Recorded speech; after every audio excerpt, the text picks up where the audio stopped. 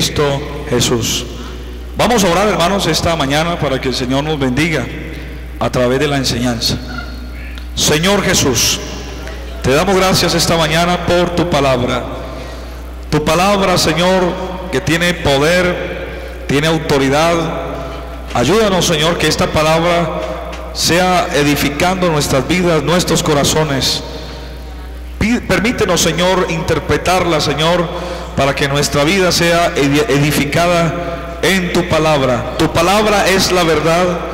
Santifícanos en ella, en el nombre de Jesús. Amén. Tengan la bondad y se sientan, estimados hermanos. Terminada la enseñanza, vamos a orar por algunos cumpleañeros. Amén. Hay algunos que están cumpliendo años el día de hoy, entonces, terminada la escuela dominical, vamos a orar por todos aquellos. Hermanos, voy a empezar una serie de temas que se ha titulado esta enseñanza: Dios suple las necesidades más profundas del ser humano. Así se llama la serie. Y hoy voy a empezar con un tema, y es aprendiendo a confiar en Dios. Dígale que está a su lado: aprendiendo a confiar en Dios. Repetidamente, hermanos, la Biblia dice que Dios ha prometido satisfacer nuestras necesidades en todas las áreas: emocionales, espirituales, sentimentales, físicas, económicas. Y uno encuentra precisamente en la Biblia cuando el Señor se le apareció, por ejemplo, a Abraham, cuando Abraham tenía que tomar una decisión muy trascendental. El Señor le dijo: sacrifícame a tu hijo. Y le recuerda: al que amas, como si de pronto hubiese pensado en otra persona. No, le dijo muy específicamente: al que amas. Y en ese momento Abraham no tuvo otra opción sino obedecer a Dios. Pero en medio de esa decisión, el Señor vio la actitud de Abraham. Vio que era un hombre temeroso, un hombre obediente, un hombre decidido, y sobre todo un hombre de fe. Le creyó al Señor, aprendió en ese momento a confiar en el Señor. Quizás él dijo: bueno, si Dios me lo dio, Él también me lo puede quitar y me podrá dar otros. Quizás lo interpretó él, ¿verdad? Y no dudó y cogió el cuchillo e iba a sacrificar al muchacho. Pero el Señor le dijo: detente, detente. Y le mostró allá en un zarzal enredado a un cordero por ahí que estaba ahí.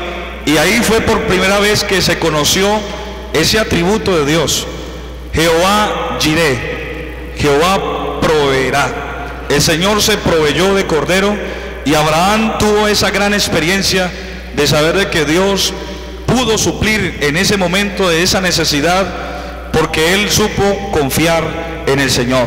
Así que la Biblia habla precisamente en este texto que leímos que nuestro Dios suplirá algunas cosas, de pronto un poquito, dice todo. Y cuando hablamos todo, hermanos, incluye todo. O sea, no hay duda, no hay duda. Pero ¿cuál es el problema? ¿Por qué a veces nosotros, cuando leemos esto y analizamos nuestra vida y vemos cosas que nos hacen falta, a veces pensamos: ¿será que es que Dios es un Dios que a veces tiene una doble moral?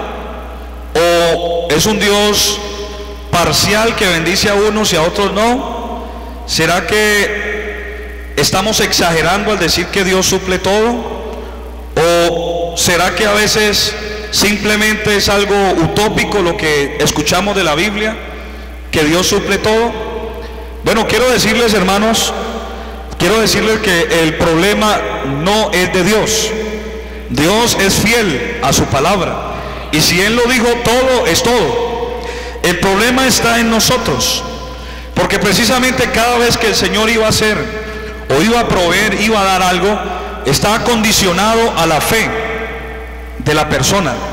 ¿Se acuerdan, hermanos, cuando el Señor termina de sanar a esa mujer que tenía el flujo de sangre? Jesús siguió caminando con sus discípulos, y dice la Biblia que dos ciegos se acercaban a Él dando voces y le gritaban: Señor, hijo de David, ten misericordia de nosotros. Y cuando el Señor escuchó, dice la Biblia que Él vio la fe de ellos, de estos dos ciegos, y les dijo: ¿quieren ser sanados? Y ellos de una dijeron: sí, Señor. Y dice la Biblia que el Señor vio la fe de ellos, o sea, vio la actitud, la convicción que ellos tenían, y les dijo: miren, conforme a vuestra fe os sea hecho. Eso está en Mateo capítulo 9, verso 29, la sanidad que recibieron estos dos ciegos. Ahora, si el Señor analizó la fe de ellos, quiere decir, hermanos, que cuando Dios nos va a dar algo o va a suplir algo, está condicionado a la actitud y a la fe y a la convicción que tengamos. Por eso, hermanos, esta mañana yo quiero hablarles de este tema, porque hay muchos hermanos que llevan años en la iglesia, llevan mucho tiempo en el Señor, y hay cosas de su vida que no se han resuelto, hay peticiones todavía inciertas, hay incertidumbre, y aunque usted esté aquí en la iglesia y lleve muchos años, algunos todavía dudan de la veracidad de Dios y de lo que Dios puede hacer en sus vidas. Pero esta mañana espero que con la palabra de Dios podamos entender y crecer en fe, hermanos, para ver la bendición de Dios en nuestras vidas. ¿Cuántos dicen amén? ¿Sabe, hermanos? La fe no se aprende en un instituto bíblico. El tener fe para confiar en Dios no se aprende en una academia, no se aprende de pronto por internet. El tener fe para confiar en el Señor, esto es como un músculo que hay que ejercitarlo, hay que ejercitarlo. Ustedes saben que un músculo, cuando alguien está en un gimnasio y empieza a ejercitarlo, va creciendo, va teniendo una definición, y ese músculo llega un momento en que se ensancha y logra tener la capacidad quizás 2, 3 veces de acuerdo al volumen, debido a la ejercitación. Así mismo es la fe, hermanos. La Biblia dice que la fe, o cuando alguien tiene fe, el Señor lo comparó como un grano de mostaza, que puede ser el más pequeño de las hortalizas, pero cuando crece, dice que es la más grande, donde las aves quieren nidar en ella. La fe es algo que se desarrolla, hermanos, y todos tenemos que llegar a ese nivel de fe. Amén. O sea que entre más se estire la fe, más Dios puede bendecir nuestra vida. Entre más fe tengamos, más gloria de Dios vamos a ver nosotros en nuestra vida. ¿Cuántos queremos ver gloria de Dios en nosotros? Alabanzas a Él. Nosotros llamamos las circunstancias que Dios usa para estirar nuestra fe, a veces las llamamos tribulaciones, pruebas, las llamamos momento difícil de nuestra vida, donde uno dice: Señor, pero ¿por qué me pasa esto? Si yo soy fiel, si yo hago esto, yo hago lo otro, tanto tiempo en la iglesia, ¿y por qué me viene esto? Bueno, quiero decirle que hoy vamos a ver 4 formas en la cual Dios prueba nuestra fe. Y esa fe precisamente, o esa prueba, o esa tribulación, es para formar la fe, para desarrollarla, para activarla, para ensancharla. Amén. Y esas 4 pruebas son muy comunes, y probablemente usted esté viviendo en esta mañana una, y si no, a lo largo de su vida tendrá que experimentar alguna de estas pruebas, porque es humano, es el trato de Dios para con nosotros. La Biblia dice que a través de muchas pruebas y tribulaciones es necesario que entremos al reino de los cielos. Él dice: en el mundo tendréis aflicciones, mas confiad, yo he vencido el mundo. Quiero decir, hermanos, que todos nosotros vamos a tener pruebas, vamos a tener momentos difíciles donde quizás nos confundimos y decimos: Señor, ¿qué pasa? ¿Será que usted se olvidó de mí? A veces sentimos que el cielo se torna cerrado y que el cielo se vuelve de bronce, pesado para nosotros, pero es ahí donde tenemos que confiar en la provisión de nuestro Dios. ¿Cuántos dicen amén? Una de las primeras pruebas que vamos a analizar en esta mañana es la prueba de la presión. La presión. La presión económica, la presión de pronto sentimental, donde quizás tenemos problemas en nuestro hogar o nuestra pareja, problemas financieros, no tengo cómo pagar la cuota del banco, no tengo cómo pagar los servicios, no tengo cómo pagar esto y aquello, y esa presión, hermanos, pareciera que nos va a destruir. Y hay muchos que en ese momento de esa presión, lo primero que hace es pensar en otras opciones, y a Dios lo deja de noveno o de décimo frente a la decisión. Lo primero que hace es llamar a un amigo, después va y toca la puerta en un banco.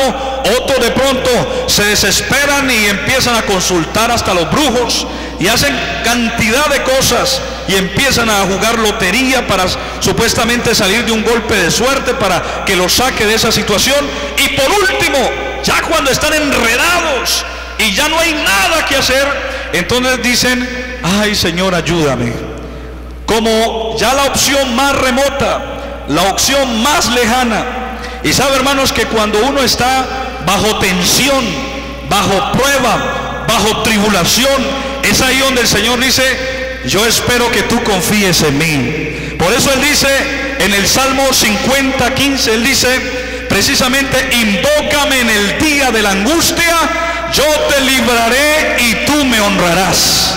Es decir, que al Señor le gusta que en medio de la tensión, de la prueba, donde el viento está recio, donde la lluvia es más fuerte, ahí tenemos que decirle: Señor, yo sigo esperando en usted. El Señor no le gusta verlo a usted triste y cabizbajo en medio de la prueba.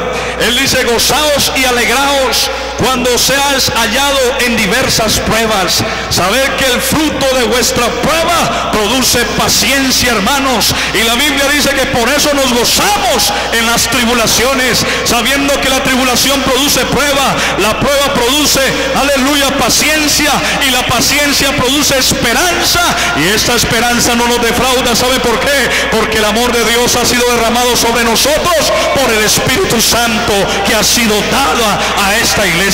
¿Cuánto le dan un aplauso fuerte al Señor? Esta esperanza no nos defrauda. Hay que seguir confiando en el Señor. ¿Sabe que los judíos saben y entienden muy bien esto de confiar en Dios? Ellos desde temprana edad, los maestros de escuela dominical, algunos los llaman ayos. Ayos son guías, son maestros.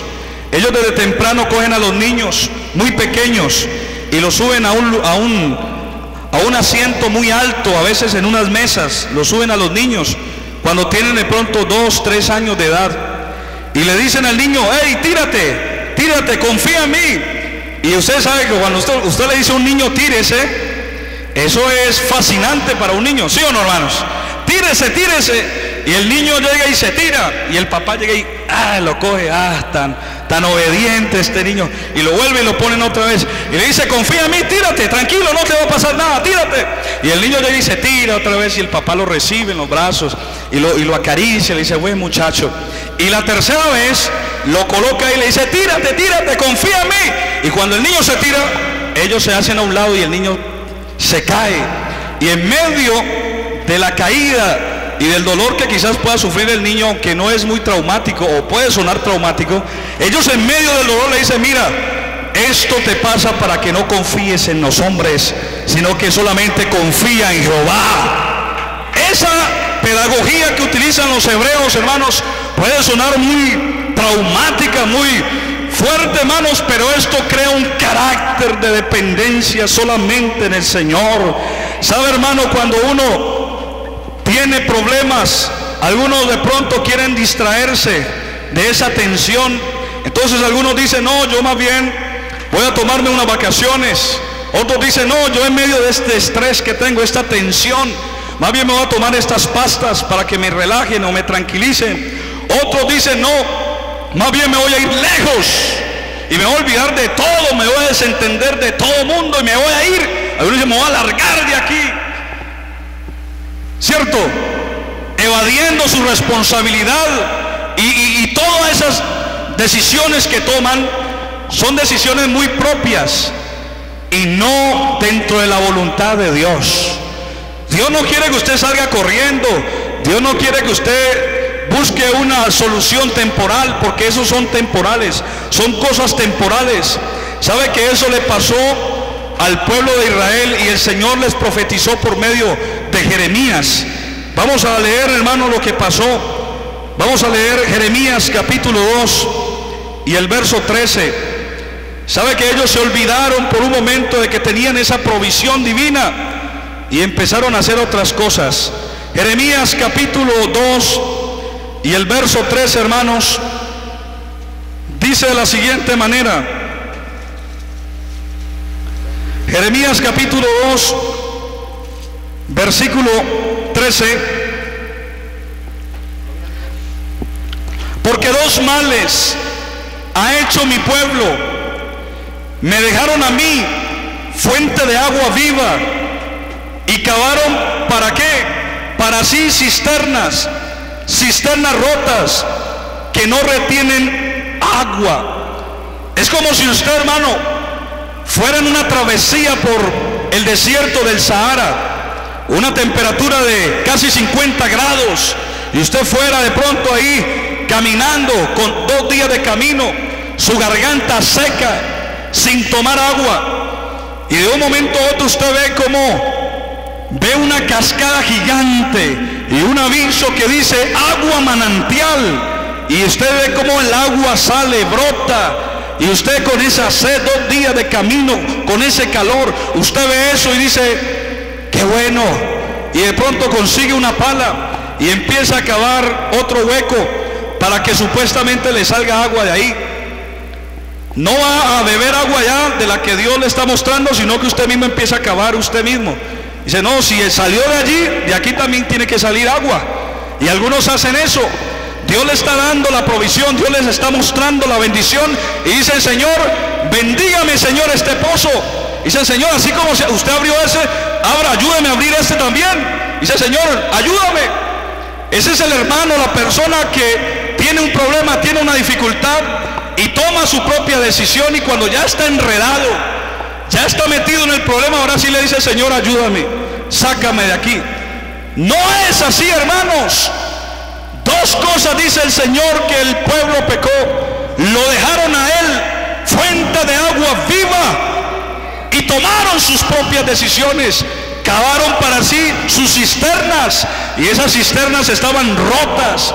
¿Cuántas personas toman decisiones, hacen compras, hacen inversiones con dinero que no tienen, y después de que están metidos financieramente, enredados, hipotecados, están en la bancarrota, entonces le dicen al Señor, Señor, bendice mis finanzas, ayúdame, Señor, dame más empleo, dame otro empleo. Pero el Señor quizás te dice, pero ¿por qué te metiste en esa deuda? ¿Por qué cavaste tu propia cisterna? ¿Por qué hiciste algo que yo no te había dicho? ¿Por qué no consultaste conmigo? Y hermanos, a veces nos pasa esas cosas. Consultamos por último a Dios, y cuando estamos enredados, entonces queremos humillarnos y doblegarnos ante Él, hermano, y eso es lo que Dios no quiere. Él lo que quiere es que en medio de la tensión, en medio de la prueba, en medio de la angustia, en medio de tantas cosas que como humanos nos van a llegar, podamos tener confianza y decir, todo lo puedo en Cristo que me fortalece, y decir, aunque ande en valle de sombra de muerte, no temeré mal alguno, Señor, porque tú estarás conmigo. ¿Cuánto le dan un aplauso al Señor de gloria? Aleluya, aleluya. ¿Se acuerdan de Abraham y Sara, su mujer? El Señor ya les había dicho, yo les voy a dar un hijo, aún en su vejez. Sara estéril, Abraham 100 años, imposible. Pero hermano, cuando Dios dice algo, Él lo cumple, hermano. Si Él ha prometido, hermano, suplir nuestras necesidades, Él lo hará. Y sabe, hermano, que Abraham y Sara también se llenaron de angustia y empezaron a hacer sus propias cisternas, y dijeron, no, Señor, el Señor se demora mucho. Más bien yo voy a adelantármele un poquito al Señor, voy a ayudarle. Es que a veces nos volvemos atrevidos, queremos ayudarle o facilitar cosas que solamente es potestad de Dios. Y Sara llegó y llamó a su sierva Agar, a su sierva que no era estéril, ella sí tenía forma de tener su hijo, y le digo, mira, ¿por qué no te acercas a mi esposo? Y en el momento sí de salir el hijo a luz, entonces yo te recibo. Y ese es el acto tradicional que hacen aquí los judíos. Entonces cuando tú me pases el hijo, automáticamente este hijo viene a ser mío y tú me lo vas a heredar, y entonces será mi hijo. Y fue así como Agar tuvo a Ismael. Y el Señor se enojó, porque el Señor le había dicho que Él le iba a dar un hijo en su vejez, hermano. No supo esperar en Dios. Y sabe, hermano, que ese caso de Ismael, hasta hoy en día hay consecuencias, porque los ismaelitas son los descendientes precisamente de los árabes. Los árabes, ese conflicto que hay en el Medio Oriente entre árabes y judíos, es precisamente reclamando esa posición, esa primogenitura, porque sus padres no supieron esperar en Dios, hermano.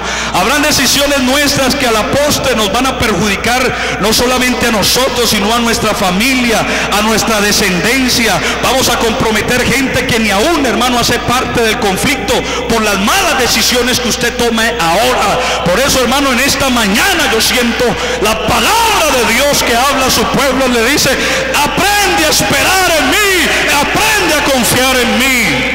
Gloria al Señor Jesús. Algunos de ustedes quizás están luchando con una presión financiera, y entonces cuando ya se ven apretados porque hicieron malas inversiones, porque el afán consumista de este mundo los llevó a comprar cosas que no necesitaban. Hay algunos que se endeudan innecesariamente, y ya entonces cuando le llega el pago compromete su diezmo. Dice: no, yo no voy a diezmar porque esto es mucho, y si diezmo me quedo sin pagar el servicio, me quedo sin comer, me quedo sin esto. Entonces dice: no, yo no diezmo.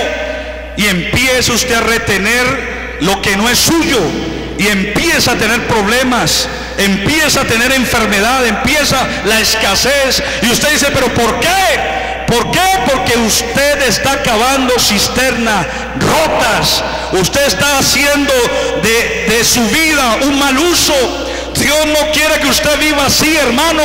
Dios no quiere que usted viva una vida así de pronto, financieramente acabada. Si usted compromete el diezmo que es del Señor, créalo, hermano, que nunca jamás saldrá usted a bendición. Usted, aunque tenga hasta el cuello lo que sea, usted tiene que decir: esto es de mi Señor y yo tengo que obedecer a su palabra para que tenga la bendición, hermano. No juegue con esas cosas. Aunque de pronto haya tenido problemas y malas decisiones, más bien pídale perdón a Dios. Dígale: Señor, dame una oportunidad para levantarme de nuevo, dame una oportunidad para volver a empezar. Pero no comprometa esas cosas. ¿Cuál es el antídoto esta mañana frente a la tensión, frente a esa prueba que viene a nosotros? Seguir esperando en el Señor, hermano. ¿Sí o no? ¿Cuántos queremos seguir esperando en Él? Seguro, hermanos, ¿cuántos queremos seguir esperando en Él? Aleluya. ¿Sabe que otra prueba también que el Señor utiliza para ensanchar nuestra fe es la gente? La gente. Y a menudo otras personas sirven para probar, hermanos, nuestra fe y estirar y desarrollarla. ¿Cómo voy a manejar una decepción? Los seres humanos a veces nos decepcionan, hermanos. Nuestra esposa, el esposo, los hijos, ¿sí o no? Los amigos nos traicionan. Y uno sufre una decepción y dice: ¿pero qué pasó? Los planes no me resultaron como yo lo había esperado, lo había planeado. Dice: pero ¿por qué me hiciste eso? ¿Por qué, si te entregué mi confianza, si te abrí mi corazón, si yo te fui fiel en el matrimonio, si nunca te he fallado, y por qué me fallaste? Si a mi hijo te lo he dado todo, no te ha faltado nada en tu casa, te he dado estudio, te he dado todos los caprichos que has querido, te he suplido todo como padre o como madre, ¿y por qué te portas así? ¿Esto ha pasado, sí o no, hermanos? Hemos sido defraudados por las personas, por nuestros seres más queridos. ¿Y sabe por qué viene la frustración? ¿Sabe por qué viene la decepción? Porque ellos no suplen la necesidad de nuestra vida, y nosotros depositamos en ellos toda nuestra confianza. A veces hay hermanos que idolatran a un hijo, idolatran al esposo o a la esposa, la ponen en una posición tan alta que cuando les pasa algo a ellos o ellos hacen algo en contra de nosotros, se derrumban. No quieren saber nada de la vida, no quieren saber nada de su propia vida, porque se sienten decepcionados. Pero hermano, ¿sabe por qué usted se decepciona? Es por eso, porque usted, el primer lugar tiene que estar el Señor, no su esposa, ni su esposo, ni sus hijos, ni un empleo, ni algo material. El Señor tiene que ser el primero en nuestra vida. Pero cuando usted mantiene amargado, amargada por una desilusión, ¿sabe por qué? Es porque usted ha depositado su confianza y